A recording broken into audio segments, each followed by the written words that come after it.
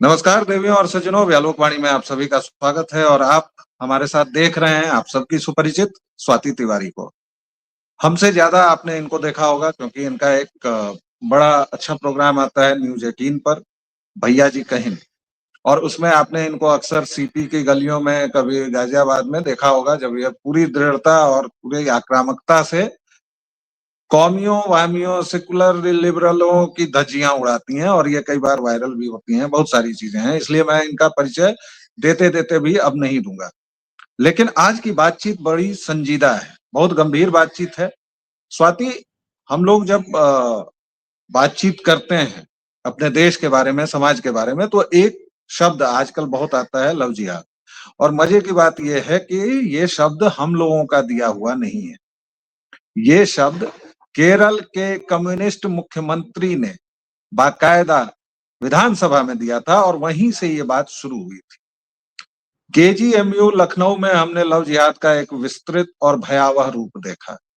लेकिन बात क्या हो रही है, एक दो फ्रिंज एलिमेंट्स ने एकाध क्रिश्चियन त्योहार क्रिसमस के आधार पर उस पर वहां कुछ तोड़ फोड़ कर दी, तो वो मुद्दा है। हिंदुओं की हत्याएं मुद्दा नहीं है। हिंदुओं को बांग्लादेश में लिंच किया जा रहा है, ये अगर आप पूछेंगे तो आपकी सहेली जो है हर्राफा पजामा से शेरवानी जी, वो कहती हैं कि नहीं नहीं, ये तो पुलिस की जांच चल रही है। उसमें पुलिस की जांच चल रही है, लेकिन बाकी जहां भी केवल 3 इंसिडेंट्स क्रिसमस की तोड़फोड़ के अभी तक सही साबित हुए हैं, उसमें भी किसी को कोई नुकसान नहीं पहुंचा है। लेकिन फरीदाबाद में क्रिसमस ट्री में आग लगी शॉर्ट सर्किट से भाई लोगों को पता चल गया कि वीएचपी बजरंग दल ने जला दिया है। एक छोटे से चर्च की मरम्मत चल रही है, उस फोटो को बगल में पेस्टर खड़ा है, क्या हम लोग हो गए हैं, और उसको इन लोगों ने कह दिया कि चर्च में तोड़फोड़ हो रही है। कैसे समझा जाए इस पूरे मामले को, क्योंकि आप लगातार बोलती रही हैं, मुखर रही हैं इस पूरे मसले पर। अब दर्शकों और आपके बीच से मैं हट रहा हूं और मैं चाहूंगा कि आप पूरे समय हमें इस तमाम वाकयात पर बताएं कि इस पूरे प्रकरण को कैसे देखा जाए। जी जी। आपके तमाम दर्शकों को जय श्री राम। और इस तरह की घटनाएं जो हैं वो पहली बार नहीं हो रही हैं। नैरेटिव सेट करने का जो एजेंडा गिरोह चलाते हैं, टूल किट गैंग चलाता है, ये भी पहली बार नहीं हो रहा है। लेकिन मुझे लगता है कि अभी इन सारे विषयों पे खुल करके व्यापक और सार्थक चर्चा करने की जरूरत इसलिए है क्योंकि जनता अब अवेयर है। ये इंफॉर्मेशन का जमाना है, ये डिजिटल युग है, तो जनता अपने सत्य और तथ्य खुद परखती है। उसको किसी मीडिया की, किसी मीडिया रिपोर्ट की, किसी अखबार के पन्नों की जरूरत नहीं होती है। वो ऑनलाइन जाती है, वो यूएन रिपोर्ट्स पढ़ लेती है कि ऑल ओवर इंडिया में और ऑल ओवर वर्ल्ड में, बांग्लादेश में, पाकिस्तान में कितने हिंदुओं का नरसंहार हुआ, कितनों के साथ बलात्कार हुआ, तो वो अपनी इंफॉर्मेशन खुद जुटा ले रही है और वो अब समझ रही है कि जो एक झूठ और एक प्रोपेगेंडा विशेष रूप से भारत में चलाया गया है हिंदुत्व के विरोध में, सनातन के विरोध में, अपनी सत्ता की रोटी सेकने के लिए, तो ये जो जनता है वो उस बात से बहुत अवगत हो गई है। तो अभी जो इस तरह की घटनाएं हैं वो होती आई हैं, होती रहेंगी, मैं तो ये भी बोलूंगी। लेकिन अभी जरूरत इस बात की है कि इन्हीं सब के बहाने लोहा गर्म है, हथौड़ा मार देते हैं और जो हिंदू समाज है, जो मतलब बिल्कुल विशुद्ध जो सनातनी है, मैं लिबरल, सेकुलर्स और फ्रिंज एलिमेंट्स की बात नहीं कर रही हूं, मैं उनको हिंदू नहीं मानती हूँ। वो हिंदू नहीं है, वो सनातनी नहीं है, वो नहीं हो सकते, वो कुछ भी हो सकते हैं, वो सनातनी नहीं हो सकते। तो जो बाकी जो वास्तव में जिससे सनातन समाज बना है वो और ज्यादा जागरूक हुए और अपने बहुत सारी दैनंदिनी से लेकर के चुनाव प्रक्रिया तक अपने चुनाव को ढंग से करे। मैं फिर से एम्फेसाइज करूंगी अपने शब्द को, दैनंदिनी, दैनिक क्रियाओं में आपको कैसे अलर्ट होना है। आगे चर्चा करेंगे तो आपके समझ में आएगा कि सारा मामला कैसे जो है वो एक प्रोपेगेंडा के तहत वर्षों से चलता आया है। मामला उठाते हैं, शुरुआत करते हैं केजीएमयू से। केजीएमयू में एक हिंदू डॉक्टर जो है वो आत्महत्या के प्रयास में एडमिट हो जाती है आईसीयू में। वहां से परिवार को, पुलिस को और महिला आयोग को ये पता चलता है कि उनका धर्मांतरण कराने का प्रयास प्रेम जाल में फंसा करके वहीं के सीनियर डॉक्टर रमीजुद्दीन खान वो कराने का प्रयास करते हैं, और जब ये मना कर देती हैं तो थक हार करके, क्योंकि उसके पहले बहुत सारे मिसकैरेजेस की घटना हो चुकी हैं, गर्भपात करा करके ये कई बार जो है वो अपने खराब स्वास्थ्य से भी हॉस्पिटलाइज हो चुकी हैं। और जब इनकी भटक खुलती है, जब इन्हें ये समझ में आता है, जब वो सामने से जो रमीज हैं वो बोलते हैं कि मैं पहले से एक निकाह पढ़ चुका हूं, वो निकाह भी इसी फरवरी में एक हिंदू महिला का धर्मांतरण करके पढ़वाया गया है। ये जनता बहुत अच्छे से समझे, एक टारगेट फुलफिल, ये सेकंड टारगेट, और ये कोई आम जनता का टारगेट नहीं था, कोई बहुत बेचारी और अनाथ टाइप के जो इनके मेन टारगेट्स होते हैं। इनके पैटर्न को समझते हुए मुझे तो अब तक यही समझ में आया है, लेकिन अब इनके टारगेट जो है वो तथाकथित रूप से पढ़ी लिखी और जो हिंदू महिलाएं हैं वो हो गई हैं, तो उनको वो टारगेट करते हैं और जब कहते हैं कि निकाह मैं तब पढ़ूंगा जब आप हमारा इस्लाम जो है वो अपना लेंगी, मना करती है जो पीड़िता है, और तब वो हाथ थक करके सुसाइड का प्रयास करती हैं, बच जाती हैं। और तब परिवार के सहयोग से बहुत सारे संगठन इनके साथ आए, महिला आयोग, और सबसे बड़ी बात योगी सरकार इस पीड़िता के साथ आता है और उन्हें हिम्मत देता और कहता है कि हम न्याय आपके लिए लेकर के आएंगे, आप बस हिम्मत दिखाइए। जी जी जी। एक सवाल खास तौर से आपसे, जिसको बाद में कभी एड्रेस कीजिएगा जब भी आपका मन हो। आखिर हिंदू महिलाओं को ऐसी क्या दिक्कत है?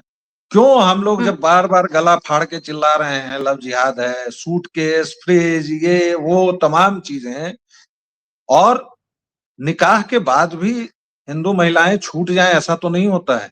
उसके बाद दूसरी शादी होती है, तीसरी शादी होती है, फिर पिटाई होती है, फिर मारपीट होती है, ये हलाला भी हलाला होता है, तमाम चीजें होती हैं। जितनी भी एक औरत को दर्दनाक जिंदगी दी जा सकती है ये मोहम्मद वादी देते हैं। फिर हिंदू महिलाओं को ऐसी क्या दिक्कत होती है? क्या हमारा समाज टूट गया है, हमारा परिवार टूट गया है? सवाल नंबर एक।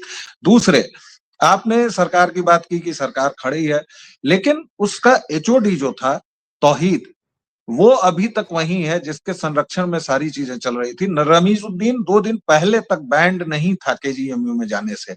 हमारी प्रतिक्रियाएं इतनी सुस्त क्यों होती हैं, इतनी लचर पचर क्यों होती है? हम अभी भी क्यों लव जिहाद के नाम पर सुरक्षित क्यों होने लगते हैं कि हाँ है, लेकिन हर एक हिंदू ये क्यों नहीं बोलता है कि नहीं, लव जिहाद एक नासूर है और है?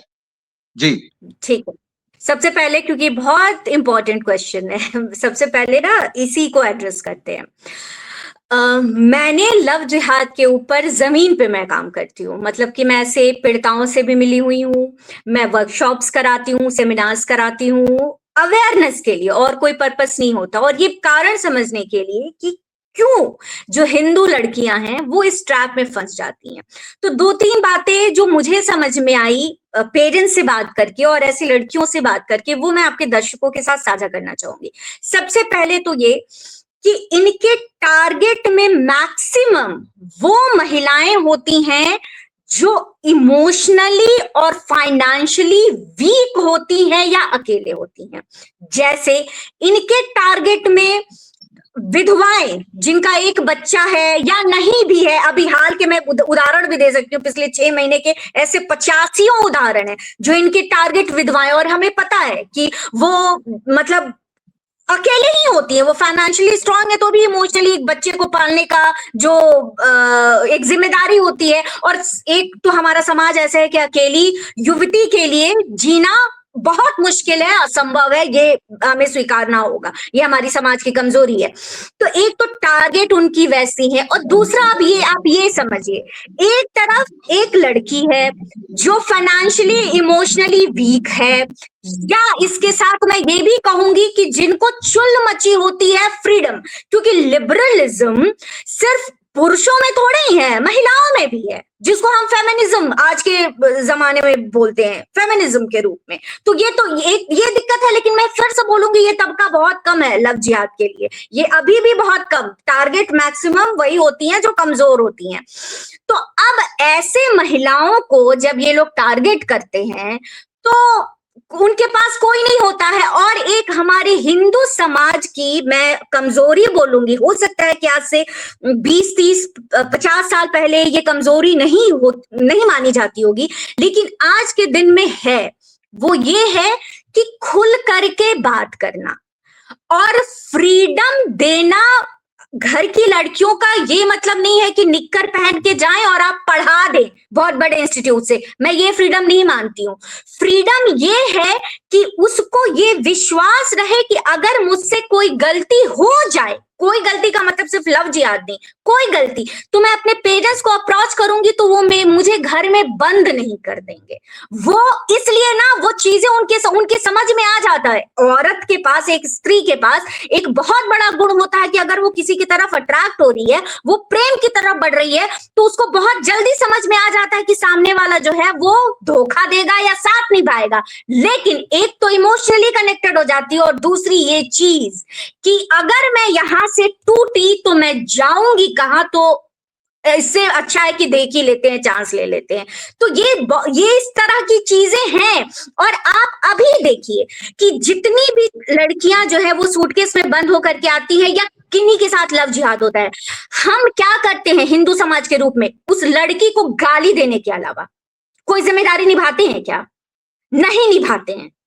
और नहीं तो क्या करेंगे, और नहीं तो कोई एक खबर मिल जाएगी हमारे पास, तो जैसे अभी हम रेस्टोरेंट में जाकर के तोड़ फोड़ किए, जो लड़की अपना बर्थडे सेलिब्रेट कर रही थी, जो लड़की 20-25 लोगों के ग्रुप में है, आप देखिए कि नैरेटिव कैसे बिल्ड किया जाता है और सच्चाई को कैसे दबाया जाता है कि एक हिंदू संगठन के नाम पे, बजरंग दल के नाम पे, या कोई भी, मैं तो इनको बजरंग के नाम से तो मतार्थ से तो इनका कोई लेना देना नहीं है। ये लोग पहुंचते हैं रेस्टोरेंट में, तोड़ फोड़ करते हैं कि लव जिहाद, और वो भी कंप्लेन मिलने पे गए थे, ये बात समझना होगा, वो किसी का पीछा करते हुए नहीं गए थे। तो वहां जाके तोड़ फोड़ करते हैं, वो घटना नेशनल मीडिया की सुर्खियां बन जाती हैं। और इसी समय, इसी समकालीन में केजीएमयू, जहां एक पीड़िता है, जहां एक नहीं 2 पीड़िताएं हो गई, क्योंकि एक जिसका निकाह हो चुका है, वो मामला पूरा दब जाता है। यहाँ आरोपित अभी पकड़ा तक नहीं गया है, वो अपने रमीज अभी तक अरेस्ट नहीं हुए हैं। तो ये चीज दब गई और वहां जो लोग तोड़फोड़ करने जाते हैं, 7 से 8 लोगों की गिरफ्तारी हो चुकी है। तो वो मामला क्यों तूल पकड़ रहा है?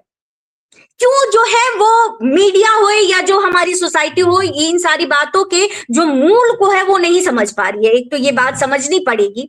और मुझे लगता है कि मैंने एक मोटा मोटी रेखा खींच दिया कि क्यों। एक तो इनका टारगेट, और सोचिए एक तरफ से पूरा इंटरनेशनल गिरोह है जो अरबों रुपए खर्च कर रहा है, तंत्र से मजबूत है, लक्ष्य की तरफ बिल्कुल मजबूती से खड़ा है, और दूसरी तरफ एक लड़की है। आप देख रहे हैं कि सामना किससे हो रहा, और वो लड़की जानती है, क्योंकि आप कर रहे हैं, आप वही दिखा रहे हैं। एक लड़की 1 स्टेप 2 स्टेप के बाद भी अगर वो वापस आना चाहती है, वापस आने का मतलब ये नहीं कि वो धर्मांतरण तक पहुंच गई है, मतलब वो अगर ये बताती है समाज को, ये परिवार को बताती है कि मैं एक ट्रैप में फंस गई झूठ बोल करके मजहब के नाम पे, और अब मुझे तकलीफ हो रही है, तो आप बताइए कि क्या हमारी सामाजिक पारिवारिक सोच उस लड़की के साथ खड़ी होगी? खड़ी है? नहीं है, नहीं होगी। तो यही एक मुझे लगता है सबसे बड़ी कमजोरी हमारे समाज में अभी है। जी, बोध नहीं है हमें, वल्नरेबल लड़कियां रहती हैं और वो बहुत आसानी से बनती हैं, लेकिन हमारी एक समाज के तौर पर जो प्रतिक्रिया होती है, और इस बीच मैं उल्टा हो गया हूं क्योंकि मैं फोन बंद करना भूल गया था। दर्शकों, आप जानते हैं कि मैं थोड़ा सा तकनीकी मामलों में इधर उधर भटक जाता हूं, इसलिए माफ कीजिएगा। लेकिन पहली बात, शत्रुबोध नहीं है, वल्नरेबल लड़कियां हैं, और तीसरी बात, एक समाज के तौर पर हम उचित प्रतिक्रिया नहीं दे पाते हैं। अभी मैं वीएचपी के अमितोष पारीक का बड़ा अच्छा वो वक्तव्य दे रहे हैं हर एक जगह। ये पता कैसे चल जाता है कि वो जो तोड़फोड़ हुई है या लूटपाट हुई है या मारपीट हुई है, वो वीएचपी और बजरंग दल ने किया है, वीएचपी वालों ने आपको दिया। और मजे की बात है कि वीएचपी केवल और केवल ज्ञापन देती है, केवल और केवल वह कानूनी रास्तों से जाती है। वीएचपी कभी भी जमीन पर उतरकर काम नहीं करती है, उसके लिए बजरंग दल है। और बजरंग दल हो या कोई भी, इसको लेकर अगर बैन करने की, बैन तो खैर आरएसएस को भी करने की, लेकिन उस पर जो हमारा मिमियाना है, उस मिमियाहट को बंद करना चाहिए। ये 3 चीजें मुझे समझ में आई हैं। स्वाति, आपने बड़े विस्तार से समझाया, और ये चीज दर्शकों एकदम रखिए दिमाग में कि वो जो भी लड़की है या महिला है, वो हमारे ही समाज की है, हिंदू बिल्कुल। बहन बेटी है, और इसलिए उसको गाली देने से या उसको लताड़ने से कुछ नहीं होगा। स्वाति, आपके कंक्लूडिंग रिमार्क्स, मुझे पता है आपका बहुत व्यस्त शेड्यूल है, इसलिए प्लीज कंक्लूडिंग रिमार्क्स दें आप। हाँ, देखिए, कुल मिला-जुला करके यही कहना है कि लव जिहाद जैसी चीज़ें हैं। सबसे पहले तो इसे स्वीकारिए, और इसे स्वीकारिए तो इसका ये मतलब नहीं है कि लड़कियों को घर में बंद करके रख दीजिए, इसका ये मतलब नहीं है। आप कुछ नहीं कर सकते हैं, आप एक ही काम कीजिए कि आप अपने बच्चियों के साथ कम्युनिकेशन बहुत अच्छा रखिए। और दूसरी बात, हमारे हिंदू समाज में, सनातन में साम दाम दंड भेद की बात की गई है। 4 नीतियां हैं, समझाइए, पुचकारिए, दुलारिए, सब कीजिए, लेकिन एक स्टेप पे, एक स्तर पे अगर लग रहा है कि लड़की नहीं समझ रही है, तो आप जो कूटनीति अपना सकते हैं, आप क्योंकि माता पिता हैं, आप चूंकि घर के गार्जियन हैं, मैं स्पष्ट कहती हूं कि उस स्तर पे कूटनीति अपनाना, दंड विधान अपनाना कोई गलत काम नहीं है, लेकिन आगे मत बढ़ने दीजिए। मैं ये भी कहूंगी कि ऐसे भी मामले आए हैं जब लड़कियां धमकी दे देती हैं कि भैया हम तो आपके ऊपर केस कर देंगे, हम तो आपके ऊपर एफआईआर कर देंगे, ये सारी चीजें हैं। लेकिन कोई चीज बिगड़ जाए, आपके कुल पे एक दोष आ जाए, कलंक आ जाए, पूरा समाज जो है वो अस्थिर हो जाए, उससे बेहतर है कि आप अपने परिवार में, अपने बच्चियों के साथ सबसे पहले तो प्रेम, मैं बार बार बोलूंगी, और मुझे लगता है कि 95-96% चीजें यहीं पे सॉल्व हो जाती हैं। आप उनको विश्वास दिलाइए कि ठीक है, कुछ गलती हो भी गई है तो हम गार्जियन हैं, हम खड़े हैं तुम्हारे साथ, हम कोई ना कोई रास्ता जरूर निकाल लेंगे। और कानून को, प्रशासन को बिल्कुल, और महिला आयोग बहुत अच्छा काम कर रही है, अभी तो कर ही रही है लव जिहाद मामलों को लेकर के, तो आप बिल्कुल इन सारे संसाधनों का उपयोग कीजिए, प्रयोग कीजिए, और अपनी बच्चियों के साथ प्रेमवत व्यवहार कीजिए, उनके कॉन्फिडेंस को जीतिए। मैं बस यही कहूंगी, और ये मुझे लगता है कि बहुत सारी बड़ी समस्या का समाधान ये लेकर के आ जाएगा। जी, तो बड़ी बात यही है दर्शकों कि अपने परिवार की ओर लौटिए। हमारे हिंदू धर्म का मूल जो है वह परिवार है, उस पर लगातार आक्रमण हो रहे हैं, टीवी से, वेब सीरीज से, इससे उससे। आपको अचानक से ऐसी एलियन चीजें दिखाई जाएंगी जो कहा जाएगा कि मुख्य धारा में है, ये LGBTQ 8 जेंडर्स और 153 जेंडर्स, मतलब अगर उन सब पर बात की जाए तो मतलब न जाने कितने दिनों तक बात करनी होगी। लेकिन मूल मंत्र वही है, प्रेम और विश्वास। अपनी लड़कियों को इस लव जिहाद के जहर से अगर बचाना है तो प्रेम और भरोसे के साथ उनको जीतिए। कम्युनिकेशन के रास्ते बंद नहीं होने चाहिए। आपकी लड़की अगर आपको कोई बात बताना बंद कर देती है, अचानक उसके फोन प्राइवेट मोड में चले जा रहे हैं या वह कोने में बातचीत कर रही है, तो आपके लिए खतरे की घंटी बज चुकी है और सावधान होने की जरूरत आ चुकी है। इसलिए प्रेम और विश्वास। फिलहाल इतना ही, एक छोटे से विराम के बाद फिर मिलेंगे। स्वाति, आपका बहुत बहुत धन्यवाद। दर्शकों, व्यालोक वाणी को जिस तरह आप प्रेम और स्नेह देते रहे, प्लीज देते रहिए। हमें आपके स्नेह की वर्षा में भीगना बड़ा अच्छा लगता है। फिर मिलेंगे। जय सिया राम। जय श्री राम।